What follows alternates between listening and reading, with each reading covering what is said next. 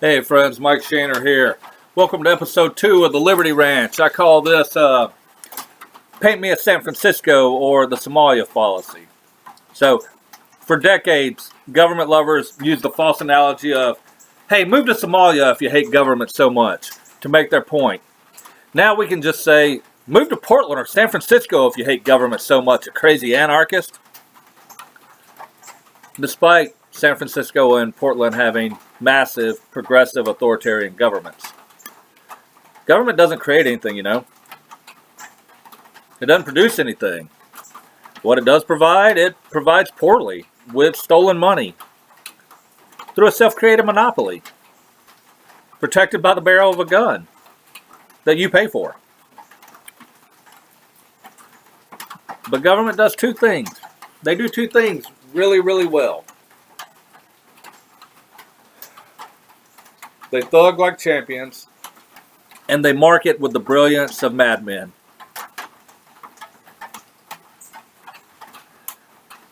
For the past few decades, government trust has sank to an all-time low. Society has become more socially liberal. The libertarian philosophy has seen an unprecedented momentum. From the standpoint of someone like me, of a voluntarist, it reads like really good news. But to the politician, I mean, it's a recipe for disaster, you know. To truly see things as they are, we've got to put away the illusion of partisan politics, the partisan politicians grinding government to a halt in an effort to push a right-wing or a left-wing ideology at the expense of the people. There are no wings. There's only the strong arm of the United States government and its subsidiaries. And that's it. Politicians make massive amounts of money while doing very little actual work. Their paychecks are signed by the government. To imagine they want to end or even reduce the power of the institution that affords them the money, power, prestige, and celebrity is to be willfully delusional. Stockholm Syndrome at its peak. Suppose you were this powerful institution, and you wanted to close the eyes of the people that were waking up. What would you do? Perhaps make people think you were giving them what they want, just to show them how dangerous liberty could be. For years, libertarians have pointed to Portugal as a model for decriminalizing drugs. For decades, we've fought against militarization of police in our communities. We've advocated that people have a natural right to govern themselves and shouldn't have to ask permission to do so. Suddenly that cry has grown into a roar, and government, as government always does, ran to the front of the bus and acted like they'd been steering the whole time. You want liberty, they mocked? We'll give you liberty, or at least the illusion of such. Ha ha ha! Cackle like idiots. And as if by magic, progressive cities across the land began instituting some buzzword libertarian policies to portray like a grand experiment. It was a very controlled experiment with predictable results. I've written articles about the Trojan horse, the defund the police movement being a Trojan horse. I'll link to them in the bio. It's come true. But let's do some more supposing. Suppose you were the most powerful machine in the world.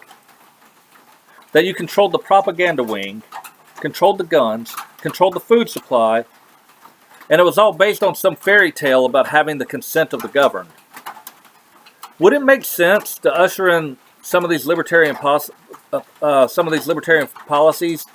if you sort of sensed an uprising, while refusing to allow other liberty-based policies to balance things out, like the right to defend yourself and your property?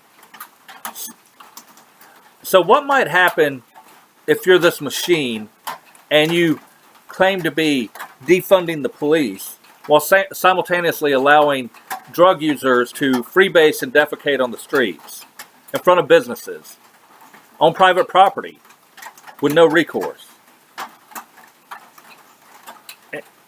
And you can't provide recourse either. In fact, if the individual even tries to defend his property or remove a squatter from his residence, or prevent someone from stealing his merchandise, the defender will be the one who faces arrest and prosecution. Now, then let's promote this hellscape, this libertarian hellscape, to the conservative boomercon base on talk radio and Fox News to reinforce the idea that libertarianism cannot work. Oh my God, see what happens when you defund the police? Oh my God, see what happens when you legalize drugs? You have people defecating on the streets. Well, when you don't allow people to defend, when you don't enforce property rights, yeah, that's going to happen. But they don't talk about the other part of it. It makes them comfortable to ignore the contradiction and have their long-held belief system validated. The 24-hour news media pumping violent anarchy on the streets 24 hours a day, creeping into the Save Our Children cry from suburbia. And then once phase one is complete, well, then we turn our attention to the left version of the media. Maybe the New York Times still has the street cred as some bastion of liberalism, despite them tricking their neocon shenanigans, still stinging from Saddam's weapons of mass destruction. What if we get to bash these policies 4 times a week in a 1-week period? Admit they were wrong and call it a disaster 4 times in a 1-week period. So, the New York Times, in 1 week, and it's all linked, it'll all be linked below. The New York Times wrote 4 articles about how they were wrong to legalize drugs, to legalize... Basically, they're using Portland and San Francisco. They've written 4 different articles in a 1-week period. And you'll see a lot more of this on the left as the election comes up. It was always a consolidated effort between the right and the left to show how much you need government. The truth is, if you legalize defending private property and you legalize property rights, that'll take care of the other thing. But they didn't. They didn't do it that way. So what if now the left-wing media and the right-wing media have expanded the government church as everyone sings the hymns about legislating morality and militarizing the police force? Sounds pretty far-fetched.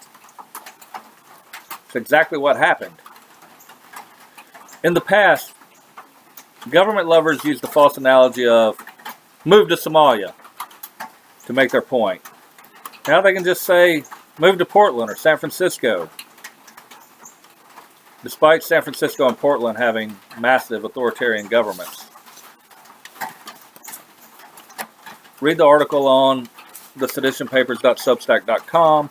Please follow me. Subscribe to the YouTube channel, the Voluntarist Party of Mike Shaner, and the podcast, the Liberty Ranch. Follow me on Spotify. The Liberty Ranch is on Spotify and on Apple. Mike Shaner on Twitter. CSA Wordsmith on Twitter. Mike Shaner on TikTok.